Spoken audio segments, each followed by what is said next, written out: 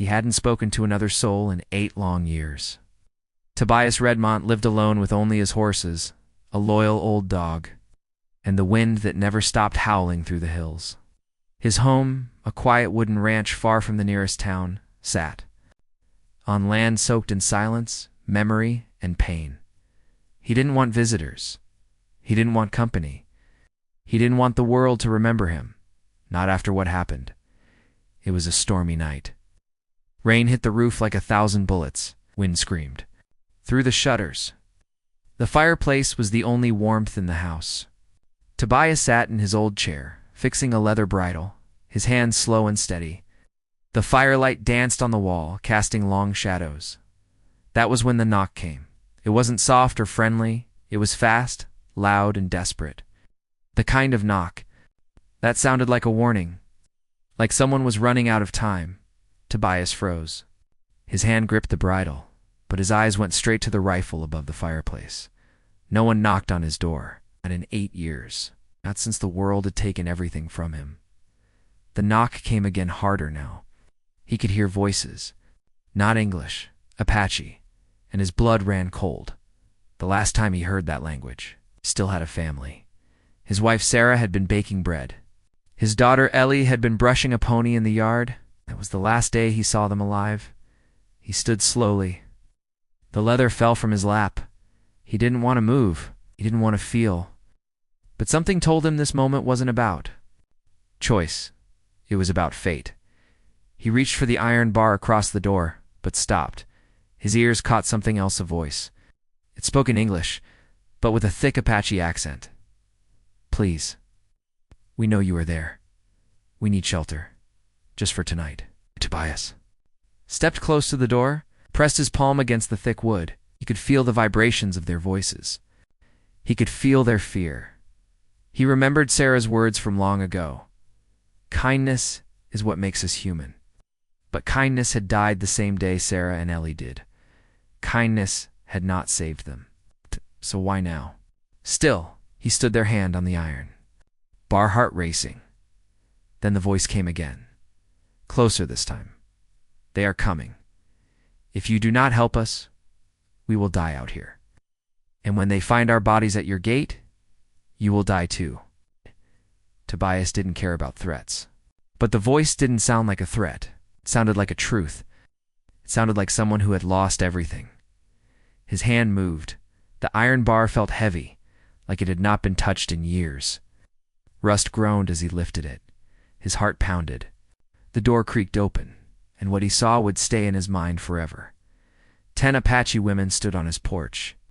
Rain poured over their heads. Their dresses were torn, their feet muddy. Some of them were bleeding. One held a baby wrapped in wet cloth. The child was barely moving. Another woman, older, had blood on her forehead and eyes filled with pain. But one woman, strong, proud, standing tall, even in the storm, looked him in the eye. She spoke clearly. Her voice was calm but strong. I am Ayana.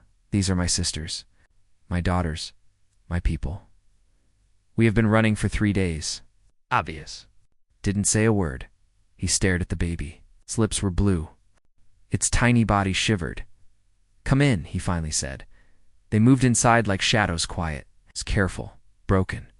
The warmth of the fire touched their skin, and for a moment the storm was far away. Tobias stood by the door, still not sure what he had just done. He looked at Ayana. She stood near the fire, watching him. She said, The men who hunt us are soldiers. They will be here soon. Maybe an hour. Maybe less. They will not stop until we are all dead. Tobias closed the door slowly.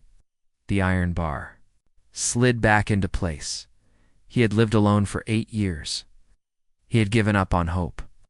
But tonight, hope came knocking in the middle of a storm, and he let it in. Tobias Redmont had opened his door once after 8 years. And now he couldn't close it again. It's not just the wooden door, but the door inside him. The one he had kept shut tight since his family was taken from him. Inside the cabin, the storm roared outside like a wild beast. Ah! But in the silence of the room, Tobias could feel something worse than rain and thunder fear. Real, heavy fear. The kind that wraps around your chest and squeezes until you can't breathe. The 10 Apache women stood close to each other, soaking wet and shaking. Some held hands. One young girl, not more than 16, sat on the floor with a sleeping baby. In her arms, another woman gently cleaned blood from her sister's cheek. But Ayanna, she stood tall, watching Tobias like a hawk watches the wind. Tobias reached for the kettle and poured warm water into a tin cup. His hands were rough and steady, but his heart was not. He handed the cup to Ayanna.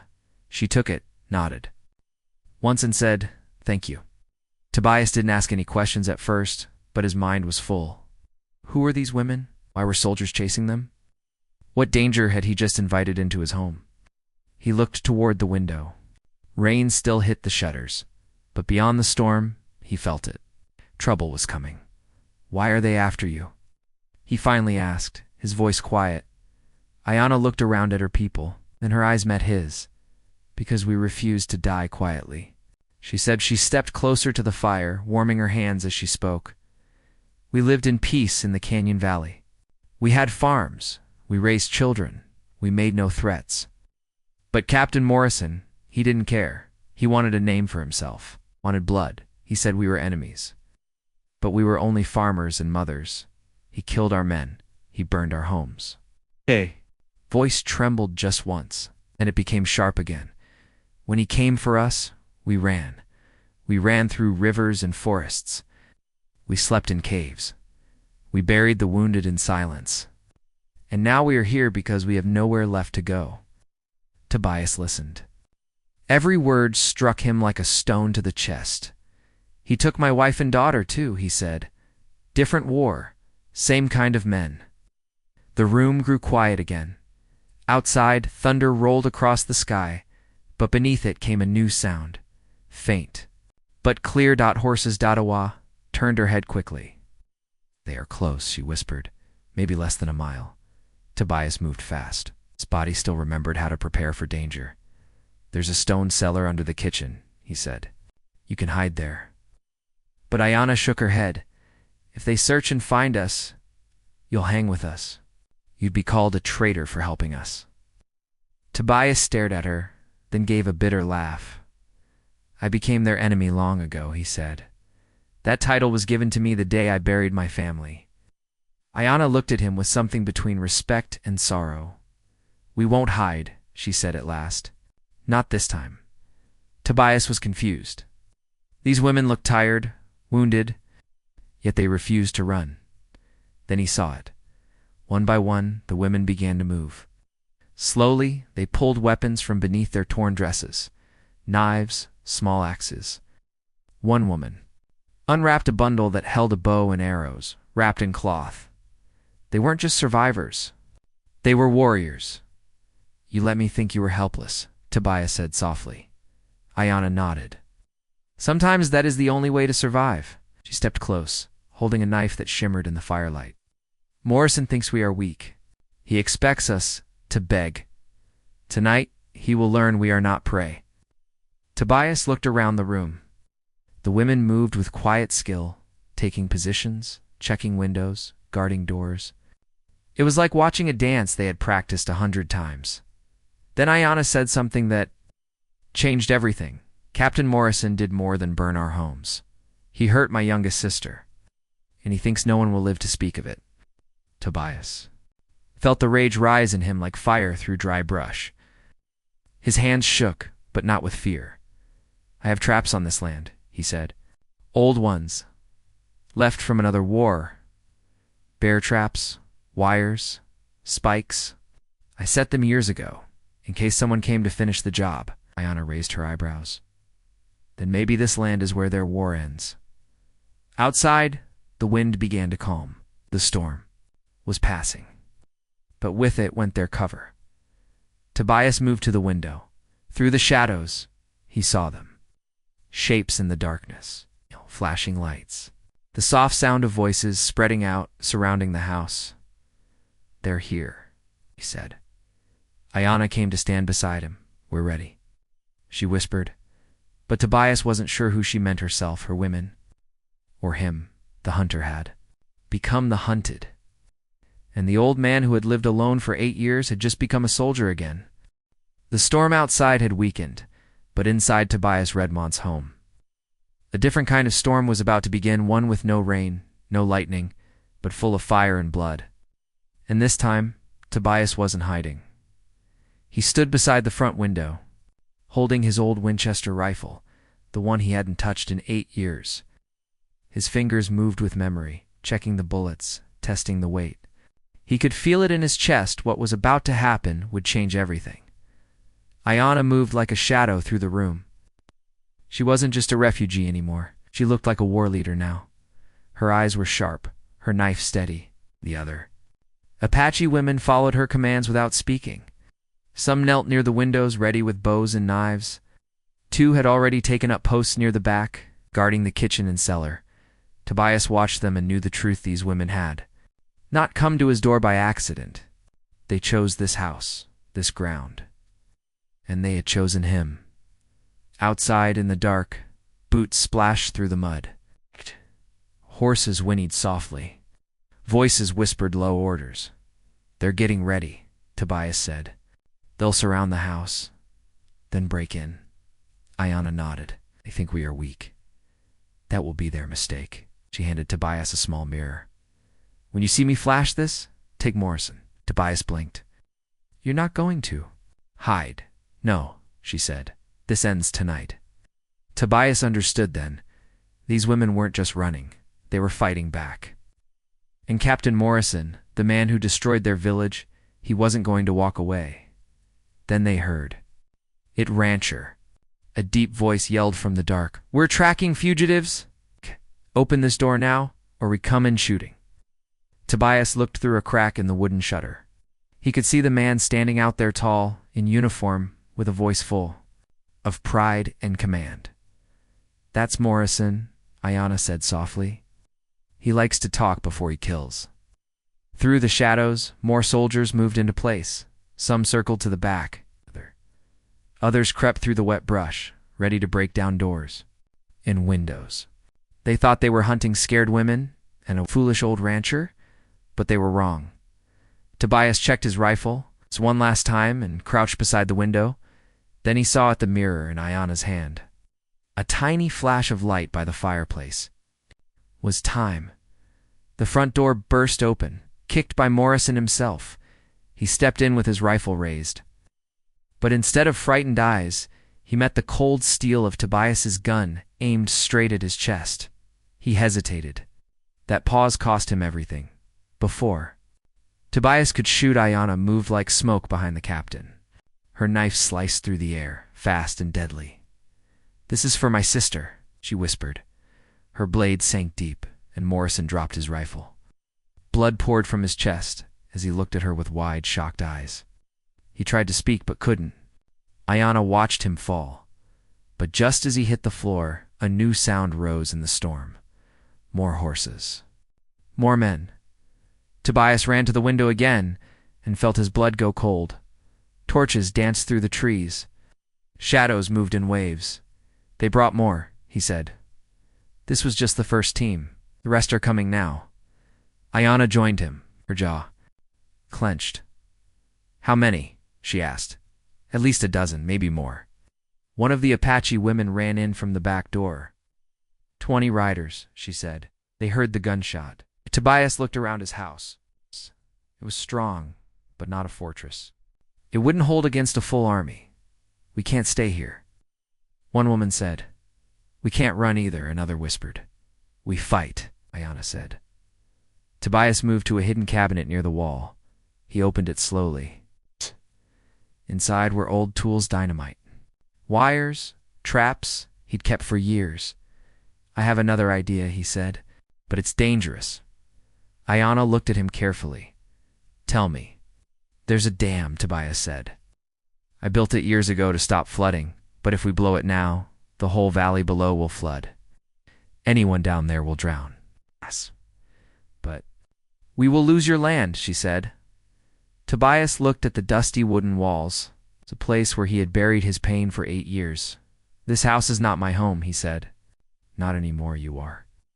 Outside, the men were shouting again. "Surrender now. You're surrounded." Ayanna put a hand on Tobias's arm. "If we do this, we can't go back." Tobias smiled for the first time that night. Lady, I haven't been going forward for 8 years. Tonight I start living again. Then just as they were about to act, a sound cut through the storm like a knife. A baby's cry, but not from inside the house. From outside in the camp. Ayana's face went pale. A child. Tobias froze. One of their soldiers brought a baby? Could be a trick, someone whispered. Tobias shook his head. I've heard real fear before. That was real. They looked at each other, knowing what it meant. They couldn't flood the valley now, because somewhere out there was a child. And maybe, just maybe, that baby would decide who lived and who died tonight. The baby's cry still echoed in the night like a warning bell. Tobias Redmont stood frozen, holding a pack of dynamite in one hand, his heart pounding. That single sound had changed everything. They couldn't blow the dam now, not with a child. Down there, Ayana stepped beside him, her voice low and serious. We delay, we all die. Tobias looked toward the stormy valley. There's another way, but it's dangerous. Ayana gave a single nod. We listen. Tobias turned to the others. We draw them in. Make noise. Make them think we're trapped. While part of us sneaks behind their lines, we hit the back where they're weakest. That's where the baby must be. Ayana's dark eyes met his. We fight to battles, one to live, one to save a life. Tobias nodded. That's the only choice that matters now. They split in two. 2 groups. Ayana and 4 women would stay and hold the front. Tobias and the rest would slip into the storm, past the trees. Toward the faint sound of crying, Ayana placed a hand on his chest. If we fall, tell our story. Tobias looked her in the eye. If we fall, we make sure they remember us. Rain pattered on the ground as Tobias led his team into the mud. Every step was slow, careful.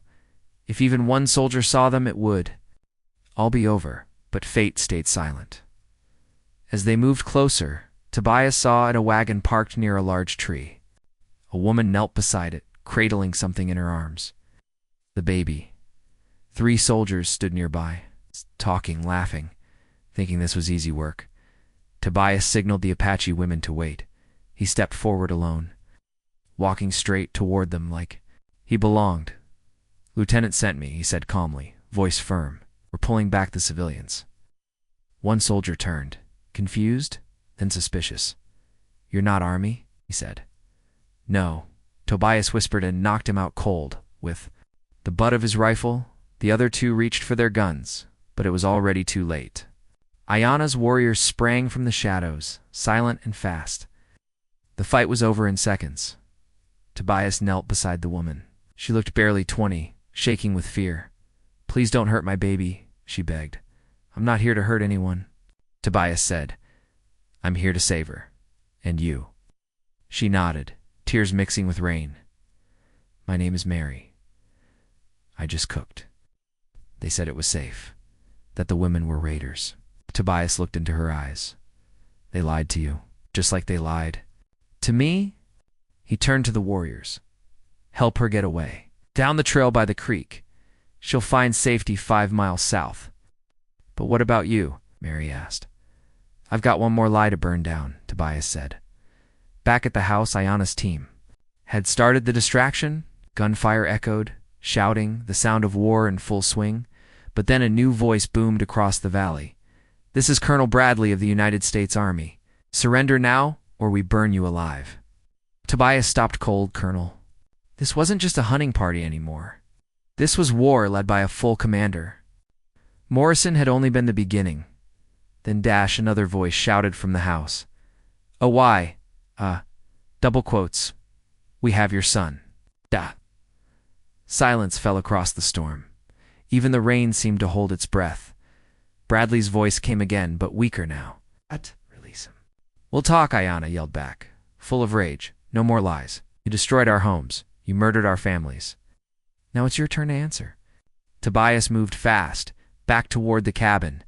Inside, he found Ayana standing behind a young soldier, her knife to his throat. The boy trembled in fear. He came through the back, Ayana said. Thought he'd be clever. Tobias looked at him. So young, barely out of boyhood. "What's your name?" Tobias asked. "James," the boy whispered. "James Bradley? I didn't know. I didn't know what they were doing." Ayana's hand stayed firm on the knife. "He is the son of a monster," she said. "Yes," Tobias agreed. "But killing him makes us monsters too." Ayana looked at him. Her eyes were tired, so tired. Then she lowered the knife. "We'll use his voice," Tobias said. "Make him tell the truth. Let the world hear what happened out here." Suddenly torches lit the hill. More riders, but their uniforms were different. "Federal marshals," a voice shouted. "Drop your weapons. This operation is under investigation." Bradley's voice cracked. "I am Colonel Bradley." The marshal's voice replied, "Not anymore." Tobias stood at the window, breathing hard. Ayana leaned beside him, still gripping. "Her blade? It's over," he said. "No," she replied. "It's just beginning. The truth would be hard. The days ahead, even harder." But for the first time in years, Tobias Redmont felt alive. Not just a man running from the past, but a man who had finally stood for something again. In the distance, the baby cried once more, but this time it sounded like hope.